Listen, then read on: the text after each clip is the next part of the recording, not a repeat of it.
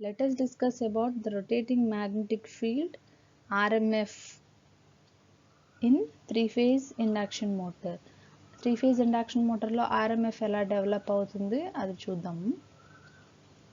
In త్రీ-phase induction మోటార్లో stator ఉంటుంది, rotor ఉంటుంది. Stator మీద త్రీ-phase వైండింగ్ని ప్లేస్ చేస్తాము.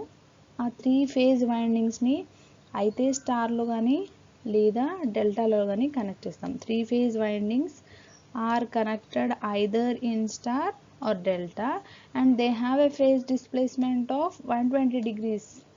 వాటికి త్రీ ఫేజ్ వైండింగ్స్కి కూడా 120 degrees డిస్ప్లేస్మెంట్ ఉంటుంది.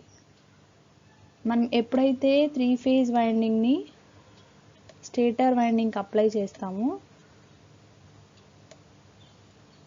త్రీ ఫేజ్ సప్లైకి అంటే ఆర్వైబి త్రీ ఫేజెస్ అండి, ఎప్పుడైతే అప్లై చేస్తామో అవి కరెంట్స్ని డెవలప్ చేస్తాయి. అంటే కరెంట్స్ స్టేటర్ వైండింగ్లో ఫ్లో అవుతాయి. అవి ఐఆర్, ఐవై అండ్ ఐబి. ఈ త్రీ ఫేజ్ సప్లై వలన ఐఆర్, ఐవై, ఐబి ఫ్లో అవుతాయి. అవి బ్యాలెన్స్డ్ కాబట్టి డెవలప్ అయిన కరెంట్స్ కూడా అదర్వైజ్ ఫ్లో అయ్యే కరెంట్స్ కూడా 120 degrees డిస్ప్లేస్మెంట్లో ఉంటాయి.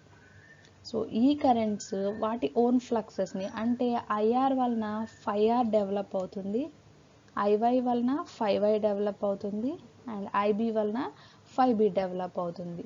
ఇవి కూడా సైనసాయిడల్ వేవ్ ఫార్మ్స్. వీటికి మధ్య కూడా 120 degrees డిస్ప్లేస్మెంట్ ఉంటుంది. ఇక్కడ ఫేజర్ డయాగ్రామ్ అబ్జర్వ్ చేస్తే ఇది ఫ్లక్సెస్కి డ్రా చేసిన ఫేజర్ డయాగ్రాము. ఇది 5R రిఫరెన్స్, అదే 5Rని రిఫరెన్స్గా తీసుకుంటున్నాము. 5R నుంచి 120 degrees డిస్ప్లేస్మెంట్ ఉంటుంది 5Yకి అండ్ 5Y నుంచి 5Bకి 120 degrees డిస్ప్లేస్మెంట్ ఉంటుంది. ఇక విత్ రిఫరెన్స్ టు ఐఆర్ మాట్లాడితే కనుక 5Rకి 5Bకి మధ్యలో 120 ప్లస్ 120 240 degrees డిస్ప్లేస్మెంట్ ఉంటుంది. ఇంకా ఈక్వేషన్ ఫామ్లోకి వస్తే 5R is equals to 5M into sine omega t. ఇక్కడ 5M అంటే maximum value of the flux. ఇక్కడ ఒమేగా టీ రిఫరెన్స్గా ఐఆర్ని తీసుకుంటున్నాం కాబట్టి ఇక్కడ omega t minus 0, reference 0th instant దగ్గర స్టార్ట్ అవుతుంది ఆర్ ఫేజ్ ఫ్లక్స్.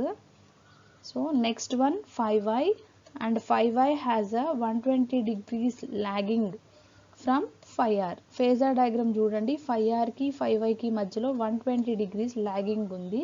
సో దాన్ని మనం -120తో రిప్రజెంట్ చేస్తున్నాం. Next one is 5B. 5B equals to 5M sine omega t minus 120 degrees. ఇక్కడ 5B with reference to 5R రాస్తున్నాం కాబట్టి ఇక్కడ 5Bకి 5Rకి మధ్యలో 240 degrees డిస్ప్లేస్మెంట్ ఉంటుంది. So that omega t minus 240.